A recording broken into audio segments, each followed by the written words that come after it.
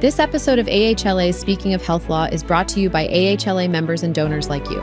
For more information, visit AmericanHealthLaw.org. Hello, I'm Judith Waltz. I'm a partner with Foley Lardner in San Francisco. I actually chair Foley's healthcare practice. I am here today with some co-editors from the AHLA Federal Health Care Law and Regulations, which I'm going to see if the camera can pick up this year in a lovely shade of yellow.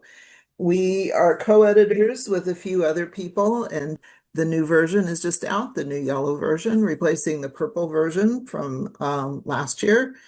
Each of us as a co-editor takes a particular section and reviews the various laws and regulations that have been enacted in the past year, some revised, some enacted, some removed, to make sure that the book is complete and is a really good desk reference. I know this is old school, but I will also make a pitch for the hard copy of it. It also comes in digital, which I think comes with the subscription. The hard copy I use to annotate, and so I scribble on it all year. It's a little sad at the end of the year when I have to give up my old copy because all my notes, my cross references and things are gone. But I use it pretty much on a daily basis and really recommend it. So, like I said, I have, well, first I'll tell you my sections, which were Title 18, so Medicare. And it sounds like John and I had a little bit of overlap on Title 19 this year. So Title 18 is Medicare, Title 19, Medicaid. We'll talk a little bit about the topics in substance, but first I want people just to introduce themselves. So Faraz, would you introduce yourself, please? Yes, absolutely. Thank you, Judy, for setting it up. I'm Faraz Siddiqui. For the last 7 or 8 years, I've worked as outside counsel at law firms with a specific focus on food and drug law. I did quite a bit of work in the drug development area, pre-approval work and post-approval advertisement and promotion. And I did a fair amount of work in Medicare and Medicaid pricing and reimbursement for the AHLA federal laws and regulations. I've been reviewing Title 21 food and the Food, Drug, and Cosmetics Act for the group, and we'll be talking about that today. Right now, I'm at Memorial Sloan Kettering Cancer Center, and that's where I've been for the past year, and I'll try and bring some of the issues that we've been facing related to the FDCA for the viewers today. Thank you. So, Dave, would you like to introduce yourself, please? Sure. Thanks, Judy. Thanks to the AHLA for having me to speak on the podcast today. It's always a good beginning of the year to listen to this, so I'm excited to actually participate this time. So thanks for the invitation. Appreciate it. So I'm Dave Lazarus. I am a partner at Foley Hoag based in Boston. I'm in our white collar practice group.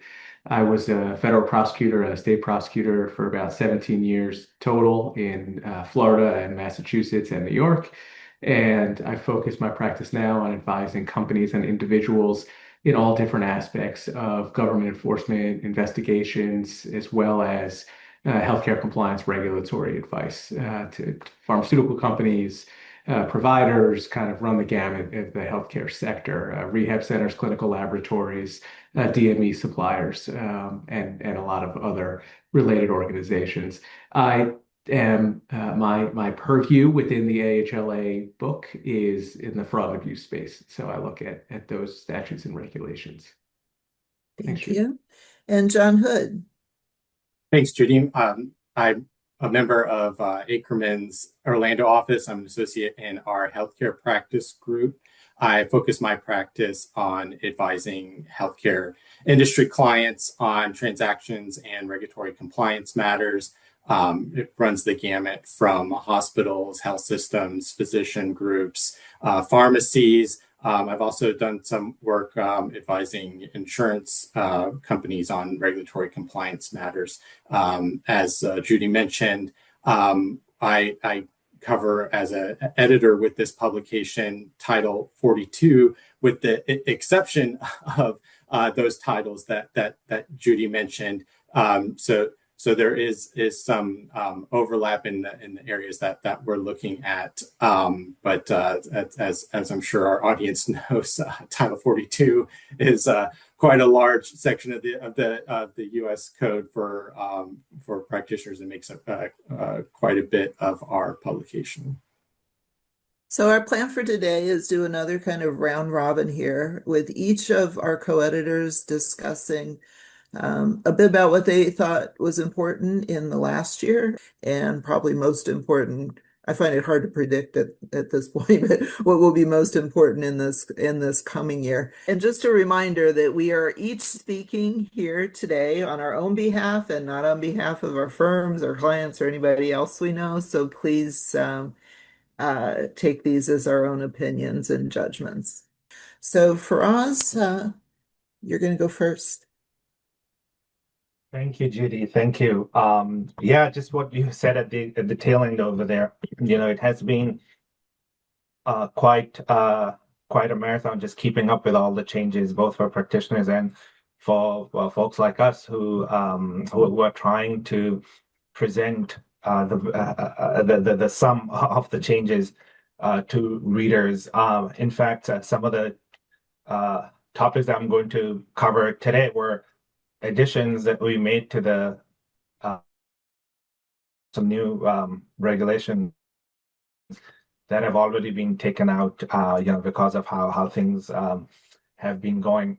Okay, so from a food and drug perspective, what I wanted to do today is give a little bit of a flavor of how a hospital like Memorial Sloan Kettering that participates in a lot of clinical trials, cancer clinical trials. What have been some of the big changes that we have felt? Also looking at it from pharmaceutical industry and healthcare systems also.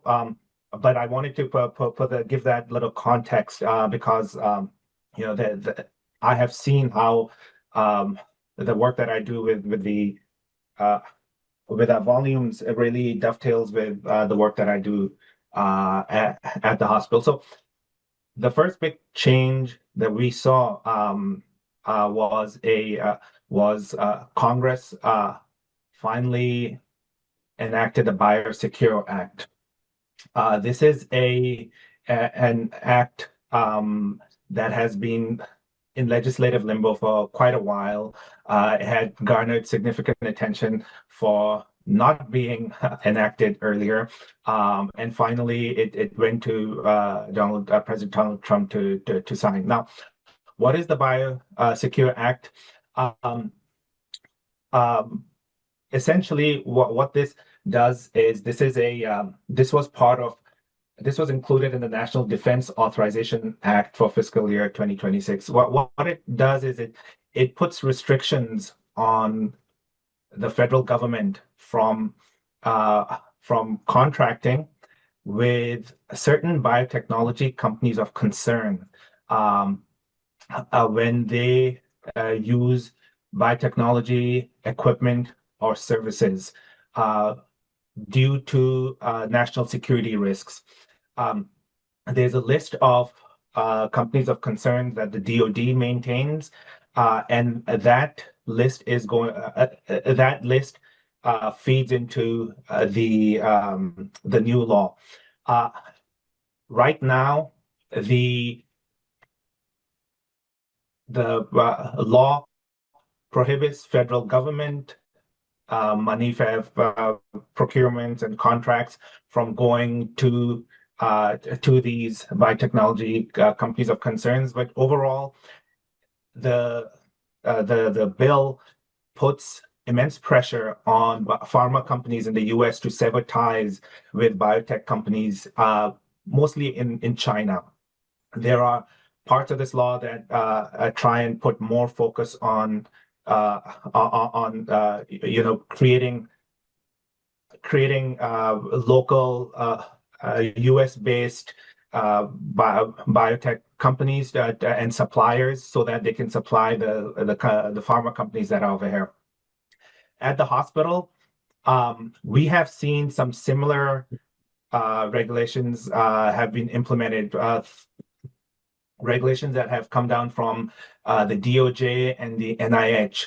The NIH recently finalized a rule that prohibits the transfer of any biospecimens to China and some other countries of concern. These are countries that already have, the US already has export compliance rules. So that'd be China, Russia, Venezuela, Cuba, Iran, and North Korea. There's a lot of clinical trials and a lot of data that and other work that moves between China and the US. So the federal government is coming down hard in a very bipartisan way to block biospecimen transfer. To track all what's called bulk sensitive personal data. So this is similar to protected health information, and it's going to our hospital and other entities that work in clinical trials have to monitor and track all data, patient level data that's going to China and these other countries. So there's been a lot of changes already in this space, and we will continue to see these. But rest assured that both the pharma company and trial sites like ours were affected by these. Moving on to the second one, this is this is in the medical device space, and in fact, even more specifically, lab developed tests. We spoke about lab developed tests, I think, in last year's podcast, and in this year's volumes, we added regulations that came in because of a finalized rule by the FDA on increasing its regulations on laboratory developed tests. However, there was a lot of blowback from the industry, the way that the FDA went about doing this. This change was both in substance and in the speed of how they were doing it was just not something that the industry could put up with, and there were a lot of legal challenges. Finally, the Eastern District Court of Texas vacated the rule, and in August, FDA rescinded the changes it made to the lab developed tests. So we will see next year that we will be back at square one. FDA will have to go back to square one and figure out how they're going to enforce this kind of in vitro diagnostics. I think we'll leave it at those two. These were the main things that I think the readers the readers and our viewers would have seen if they practice in this space. Thank you, Faraz. So Dave, how about you? What's going on in the enforcement world? Sure. So that could be the topic of probably days of conversation, and it changes on a daily basis, it seems, these days. But looking back at the last year, I'll speak briefly about two different categories of enforcement, although they're, as usual, very closely related, both civil enforcement and criminal enforcement. Civil enforcement, once again, this past year focused or was in the form of False Claims Act investigations and litigation. Most of it still whistleblower relator driven, although the government continues to bring its own False Claims Act cases in certain circumstances. And so they remain kind of an individual player, but also a whistleblower driven player. In the First Circuit, there was the long-awaited decision in the United States versus Regeneron Pharmaceuticals False Claims Act case that answered the question in the First Circuit, what is required for causation under the 2010 amendments to the anti-kickback statute? So for those of you following along at home, in 2010, the anti-kickback statute was amended to talk about how any claim resulting from an anti-kickback statute violation is a false claim. And so the question is, what is resulting from? And that had been the topic of great debate in the First Circuit in Boston, for example. There were dueling district court opinions that described the standard very differently. In the ultimately prevailing decision, the First Circuit held that the resulting from requires but-for causation. And so it's a much tighter standard for the government. The defense bar, we were happy to see that decision, and that joy was somewhat short-lived as the U.S. Attorney's Office, at least in Boston, immediately announced that they could still pursue False Claims Act cases connected to anti-kickback statute violations using the pre-amendment technique of relying on false certification, which essentially requires evidence of certification that a provider or a practice group or an institution will comply with Medicare and other regulations, and then some sort of materiality and falsity. And under that standard, the courts and the government have long conflated materiality with causation, essentially ignoring causation. And so the government has continued to argue that they can proceed under either the but-for causation standard or the older false certification standard. And so we'll see how that will continue to play out. Cases that courts have been interpreting the Regeneron First Circuit opinion at least once in Boston subsequent to that February 2025 decision.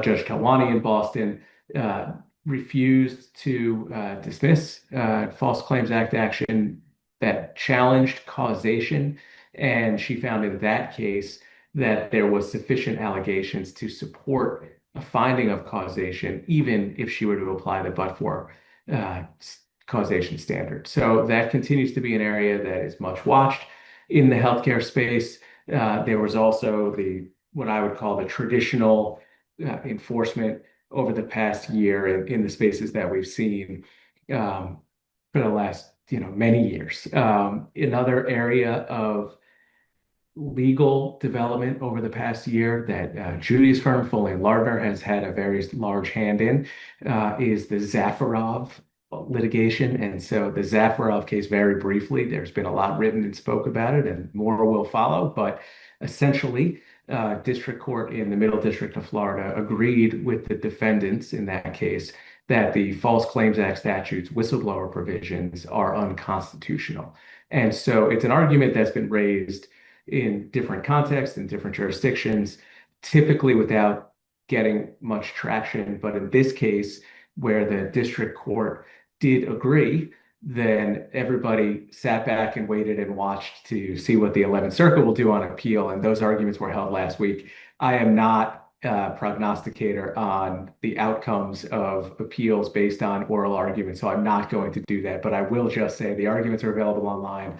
And if you practice in this space, they're fascinating and they're worth listening to. And certainly we'll be talking next year's roundup, hopefully, about the 11th Circuit Zafarov decision.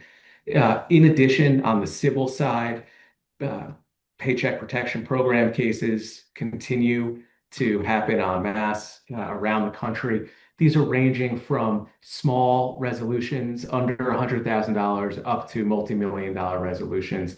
There appear to be a number of very sophisticated relators who are bringing bulk PPP cases, for example, arguing that a whole category of organizations that are 501c4 organizations and thus were not eligible for a PPP loan actually receive PPP loans. And so there's been a wave of more technical PPP False Claims Act cases that are typically, at least from what we're seeing, prone to resolution. It tends to be a typical technical violation, checking the wrong box, affirming something incorrectly.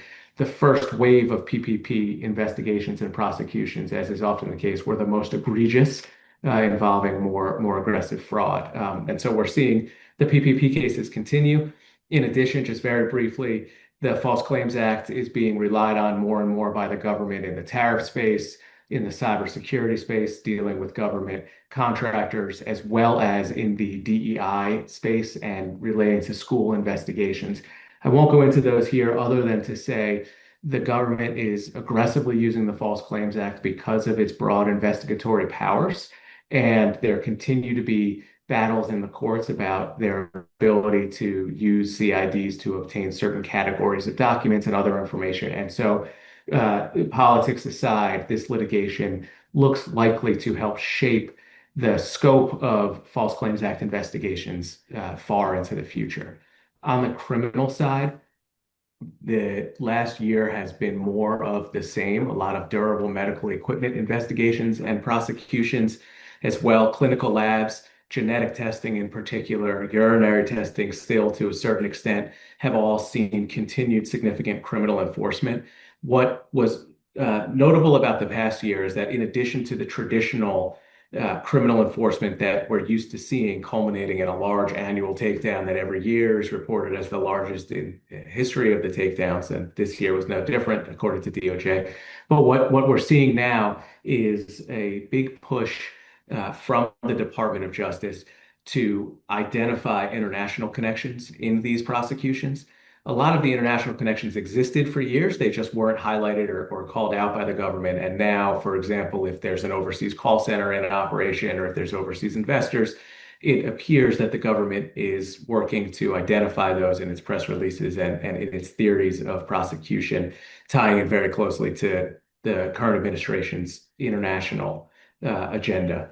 In addition, the anti-kickback statute, as well as the Eliminating Kickback Recovery Act statute, ECRA, continue to be the primary drivers of government enforcement on the criminal side, although they have announced the newly formed Health and Safety Unit within the Fraud Division in Washington that is going to essentially look at, it sounds like a lot of the space where Faraz works, the Food, Drug, Cosmetic Act side, replacing some of the former consumer protection enforcers that were reorganized under the current administration within the department. So they just announced that last week, and we'll wait and see where it goes. The final piece that I'll just note is an overall messaging from the government pointing to their desire to increase collaboration among the enforcement community, which has always been on their list of important action items. So they've stood up a working group. They've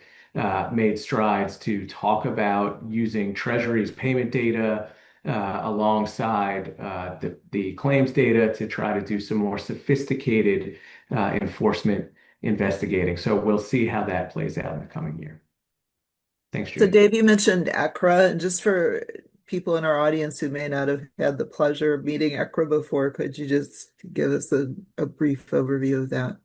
Sure. So ECRA is a relatively recent statute that passed in 2018. It makes it a federal crime to offer or receive payments for patient referrals, specifically to recovery homes, clinical labs, or treatment centers. And what's interesting about the statute is not only is it a very powerful criminal statute, but it also is an all-payer statute. So the anti-kickback statute, its hook, its jurisdictional element is a federal payer, traditionally Medicare, Medicaid, TRICARE, for example. The ECRA statute is broad and it applies to commercial payers as well as government insurers. And so it is a very powerful tool that the government has now at its disposal. It is really just getting going as far as being used on a regular basis for enforcement and for different scenarios, for example, where there's commercial payers in addition to government payers. Part of the past year with ECRA that's been interesting in the Ninth Circuit is the question of how far does culpability extend to marketing companies that get involved in clinical lab space, in genetic testing, in clinical recovery centers. And so there was a very defense-friendly Ninth Circuit decision last year that limited marketer culpability in some ways, and also very importantly noted that paying marketers based on volume, which is traditionally a very scary proposition, either under the anti-kickback statute or ECRA. But the Ninth Circuit said, which is true, but it's always nice to hear them say, that paying in that type of arrangement is not a per se violation of the statute. And so that's an argument that is often raised on the defense side. But anytime a court reaffirms that proposition. It brings a smile to my face.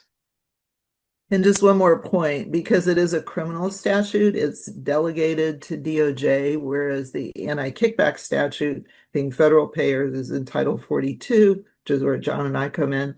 But they are not entirely consistent in their wording in terms of carve-outs. And so there's been a lot of discussion that things that might be okay under the anti-kickback statute because of the safe harbors or other provisions would not be okay under ACRA.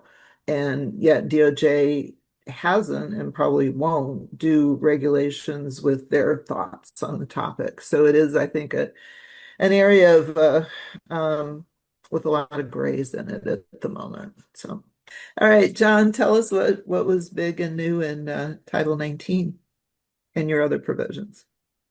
Thanks, Judy. Yes. So I think if we're looking at the year in review, I think we have to talk about the Trump administration's executive actions. So a lot of those are not going to be in our volumes, right? But we're going to see the effects of how the laws and regulations that are in our volumes are being implemented. And we also have some major rules that are in limbo, and that's resulting from how the White House has laid out its vision for this second Trump administration. What's been reported as a flood the zone. So I think we're all familiar with how many executive orders and presidential memos came out at the beginning of this year. I'm just going to touch upon a few of those. We had the regulatory freeze memo, and we had the executive order unleashing prosperity through deregulation, which created the 10-to-1 initiative. So what do those two things do? One, the regulatory freeze pending review memo, which is typical of a new administration, requires federal agencies to immediately withdraw unpublished rules and postpone the effective date of published rules that have not yet taken effect.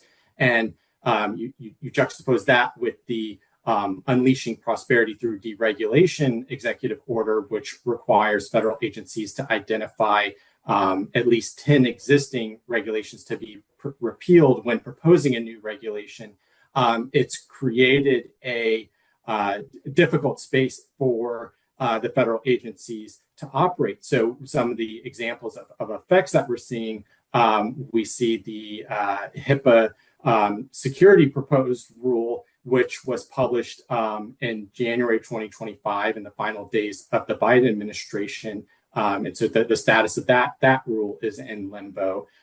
We can follow up on that when we're projecting what's going to happen in 2026, but that's a question mark. Similarly, DEA, SAMHSA, HHS put out rules regarding the expansion of buprenorphine treatments via telemedicine and continuity care via telemedicine for VA patients. And those were originally scheduled to take effect in February. The effective dates of those rules have been delayed until the end of this year. And so what those will do is they create flexibility for providers prescribing certain controlled substances for opioid use disorders via telemedicine. They also allow providers caring for VA patients more flexibility with respect to telemedicine. And let's hold that thought because I want to circle back to it when we talk about what legislation we've seen in 2025. We've also got, in the rulemaking standpoint, we've got the DEA's proposed rule regarding special registrations for telemedicine. That, like the HIPAA rule, was published in January of 2025, the final days of the Biden administration. The status of that rule is also in limbo. So we can see those major rules and the question mark as to what will happen with them as effects of that those executive orders and presidential actions.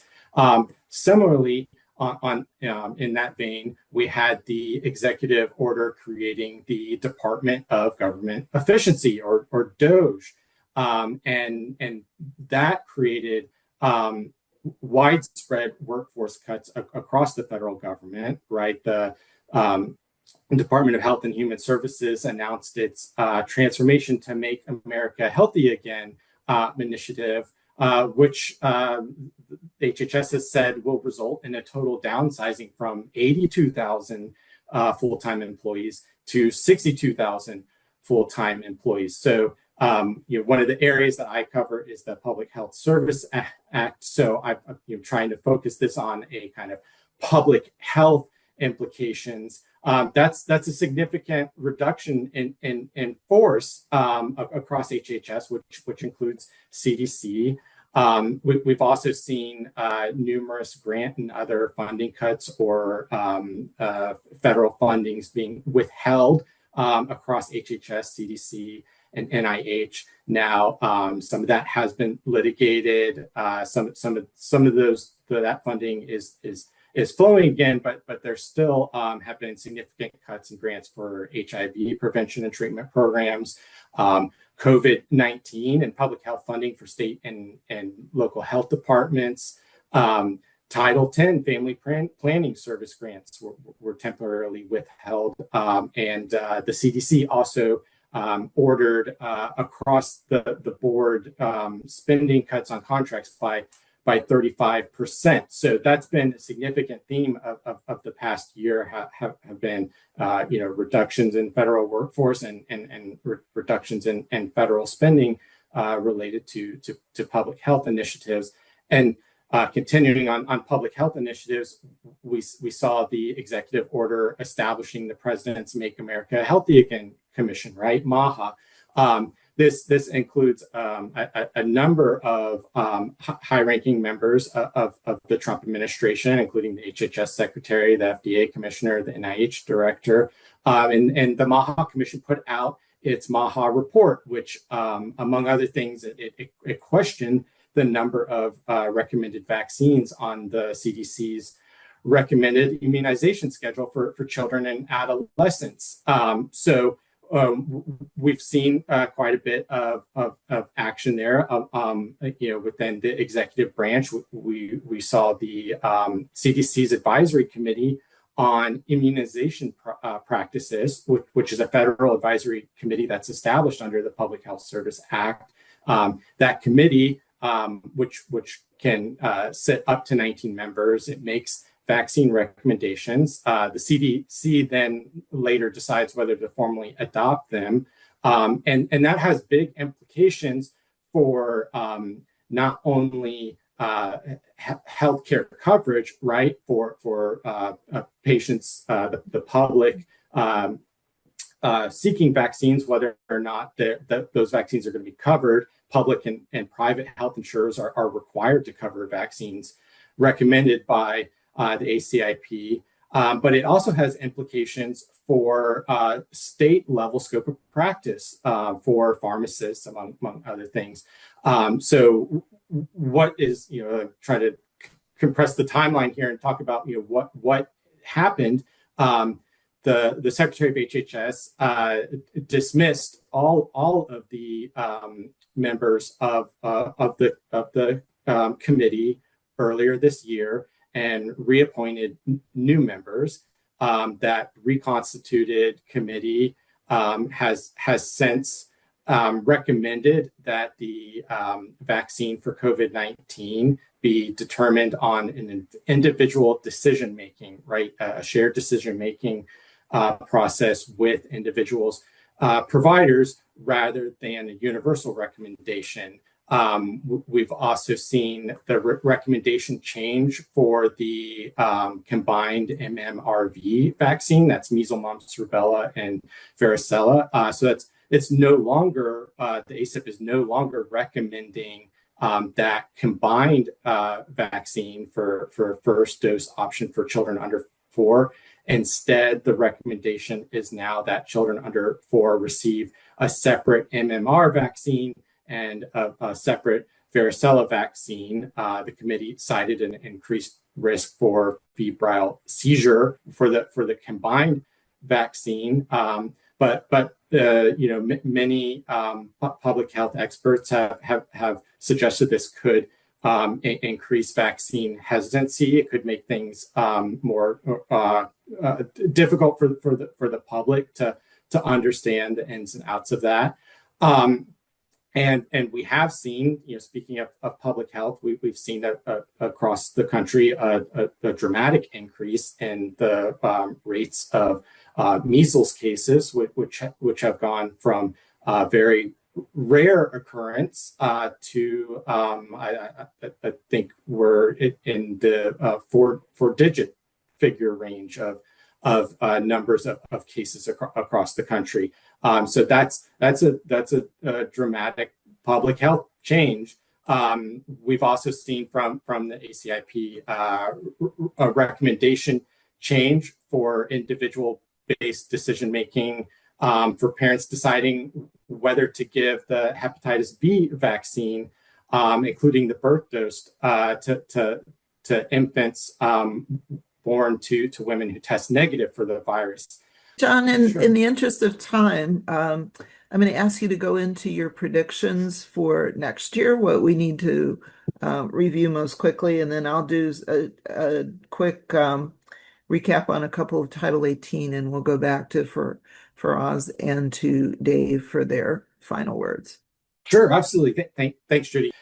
So for projections for 2026, I think the big question is what will happen with Affordable Care Act subsidies, right? We had two really within for Title 42, we had two big pieces of legislation. We had no pun intended. We had HR 1, the One Big Beautiful Bill Act, right?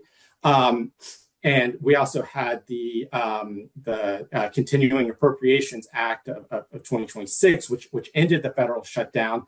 I think, Judy, Medicaid and those parts of the One Big Beautiful Bill Act are sections that you've edited, so I won't get too far into that. But some notable things that were not included in that legislation were the Affordable Care Act enhanced premium tax credit, which, if we're trying to look at this from a public health lens, those subsidies or the elimination of those subsidies is likely to dramatically increase the insurance costs of consumers who are purchasing health plans through those Affordable Care Act marketplaces. So how does that affect as healthcare lawyers advising hospitals, health systems, practitioners, there's likely to be an increase in the uninsured patient population, right? Which puts pressure on the bottom line for healthcare providers and facilities.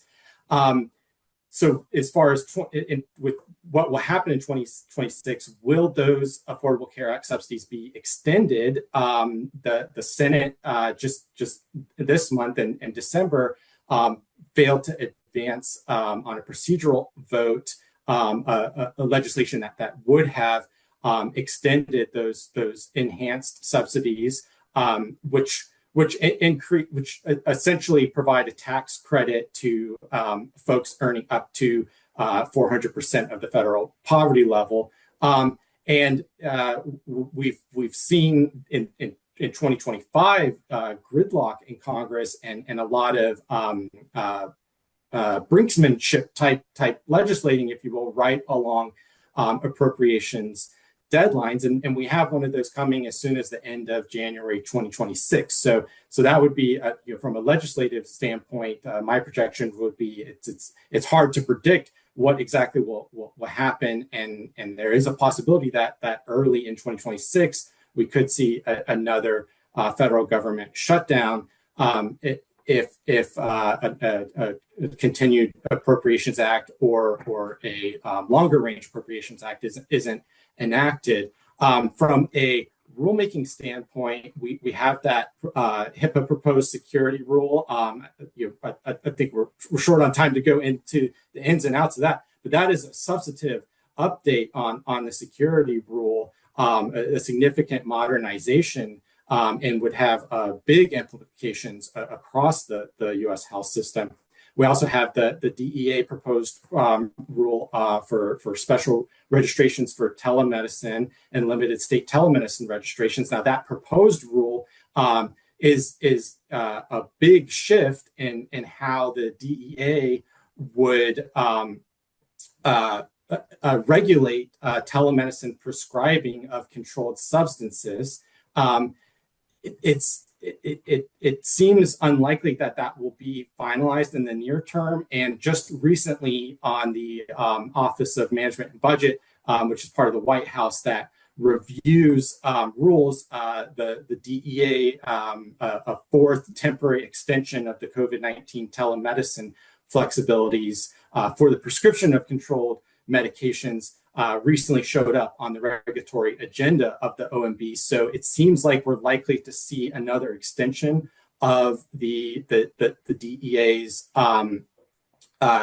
flexibilities that were put in place initially with the COVID-19 pandemic to allow telemedicine prescribing of certain controlled substances through an exception to the Ryan-Haight Act, which generally requires an in-person visit to be able to prescribe controlled substances. So we're likely, I think, from a projection standpoint, to see a continued extension of that while the industry waits to see what happens with the DEA rule. And I mentioned the 10-to-1 initiative. It may be difficult for the DEA to promulgate that new regulation while also adhering to that executive order requiring them to remove 10 regulations at the same time. Another item from a public health standpoint within the Public Health Service Act, there is, of course, Section 340B, which is a very important program for not only hospitals and health systems, but a wide range of covered entities, including certain federal health centers and lookalikes, Ryan Wright clinics, and other safety net care facilities that allows those entities to purchase drugs from drug manufacturers at a significantly discounted price. There has been litigation about how those discounts are provided, whether that the manufacturers are required to give those discounts up front. Some manufacturers would like to see a rebate model, which is contemplated under the statute. And HRSA has recently put forward a 340B rebate model pilot program, which would apply to 10 drugs, and it would kind of flip the script, if you will. Instead of the covered entities purchasing those drugs at the discounted price at the front end, the entities would instead seek those rebates after the drugs have been dispensed. So would significantly change how that program works. So in looking back at 2025, there was a surprisingly small amount of statutory change from my perspective. It was like the least I've ever looked at in all of these years. Not surprising, since we all know that Congress was a little dysfunctional last year. But in looking at the physician fee schedule, which I was looking at my notes from last year and this year with the important things. Last year, we had the revision to the Medicare overpayment refund rules for A, B, C, and D, which were very significant changes, and particularly on the A and B side, removed the obligations that had been set forth to dig deeper and be proactive, and reverted to a False Claims Act standard of, knowledge, should have known, a reckless disregard. Which I thought was a significant change. There were also from last year expanded access provisions, so MFTs and the like, There are also social equity discussions and paying for the services that go into assessing social equity needs. Not so much this year in terms of what is new in the physician fee schedule, and we'll have to see the big beautiful act. I'm not going to go into because I think everybody's heard probably more than they ever want to hear about it. But a couple of things that flagged my attention in this year's physician fee schedule were one, a focus on skin substitutes, which Dave may have seen, and also in the enforcement side. The reimbursement mechanism on this is going from a biological, so paid under 1847A at a much higher rate. It will now be an incident to supply. And this is happening not only in the physician office. So incident twos you typically think of as a supply incident to a service in a physician office, can also be in a hospital outpatient clinic or department. And those are also being changed. So the reimbursement is going to be cut by about 80% on those. The other thing of most interest to me in this new physician fee schedule, and this is the final, was a new ambulatory specialty model that will be mandatory if you're picked up as one of those doctors who will be participating. So these are in two special chronic care conditions, and the identified participants will be in certain geographical areas that are MSAs and another variety there.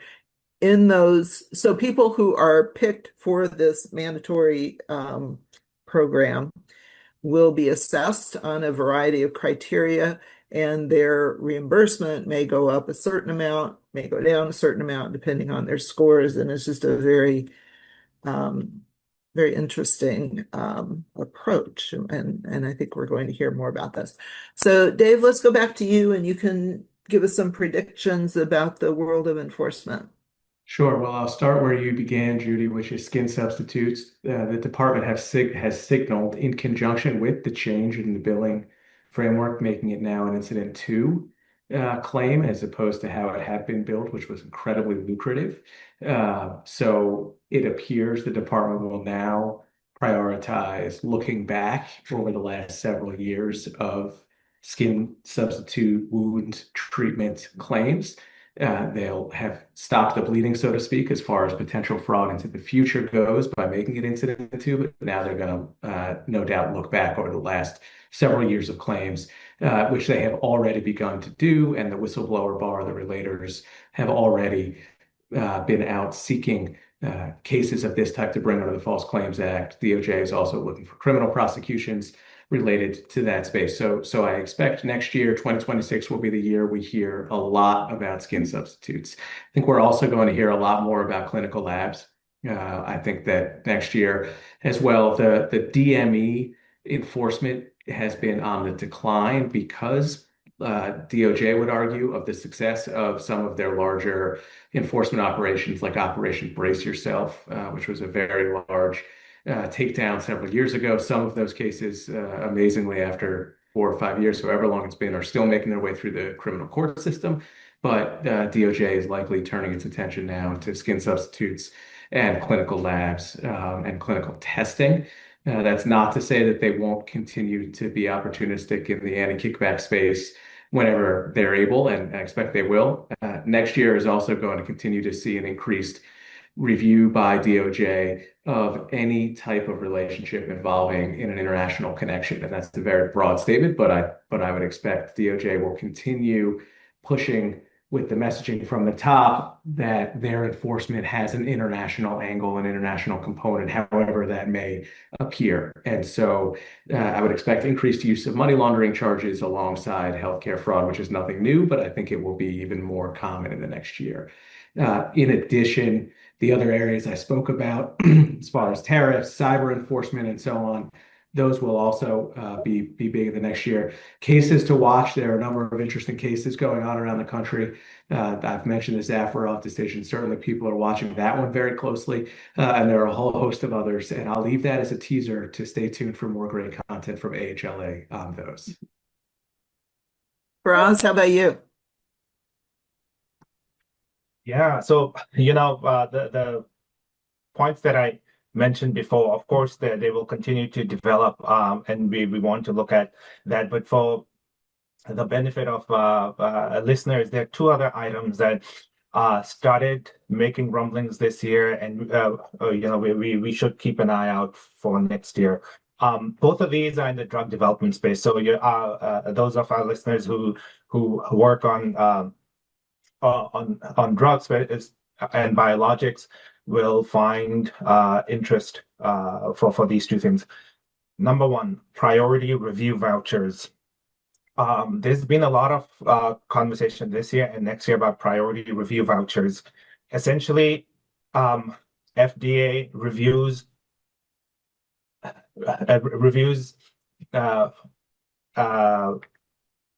new drug applications and biologic license applications within 10 months.